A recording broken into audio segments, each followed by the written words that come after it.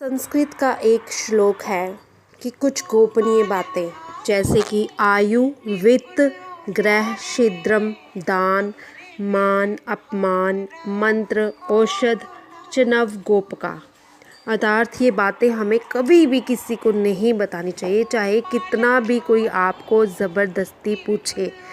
ये बातें वो हमें हमेशा गुप्त रखनी चाहिए।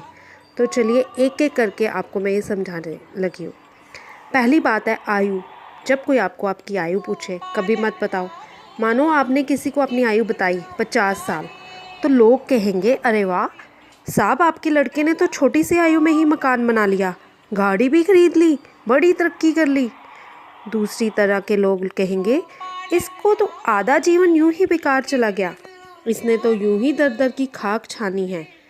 आपको कैसे भी चैन नहीं लेने देंगे ये लोग।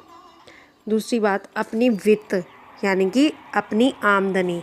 जी हाँ दोस्तों, आमदनी किसी को नहीं बतानी चाहिए।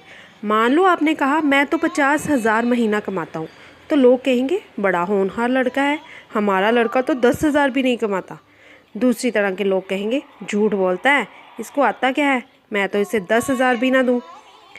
दोस्तों, ग्रह छिद्रम घर में कभी कोई बात हो जाए तो उसे बाहर कभी ना बताएं, लोग पीछे से हंसी ही उड़ाते हैं। तो ऐसा ही है, इनके यहाँ रोज़ झगड़े होते हैं। दान आपने दान का दिखावा ना करें, इसे दान का फल नहीं मिलता, अहंकार आ जाता है। माना आपके कहीं पर मान हुआ है तो उसका भी महिमांडन ना करें।